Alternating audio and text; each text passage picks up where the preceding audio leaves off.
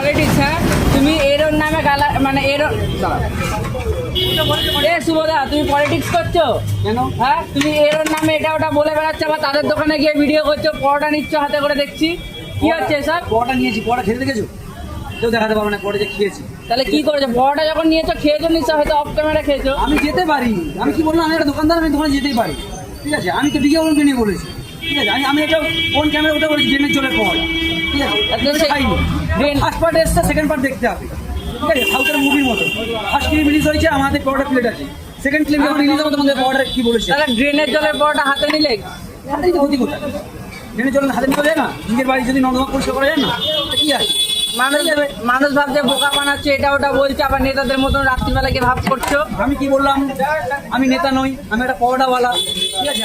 ও আমাকে বলেছিল বাঘাযতীনে ঢুকতে পারবি না। তো আমি কালীঘাটের ছেলে, আমার বুকের সাহস আছে, ওর দোকানের সামনে দাঁড়িয়ে ওর বউর সঙ্গে কথা বলে এসেছি। ওর বউ আমাকে কি বলেছিল? কি একটা গালাগালি করেছিল, তাই তো? ওর বউর সামনে গিয়ে দাঁড়িয়ে কথা বলে সেটা আছে।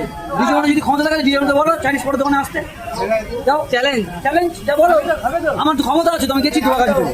বলেছিল বাঘাযতীনে ঢুকতে না, আমি বাঘাযতীনে গেছিলাম। তাহলে তাও দিনের বেলা গেছি, ওর পাশের দোকান প্রমোশন করে এসেছি, তাহলে আরে বাস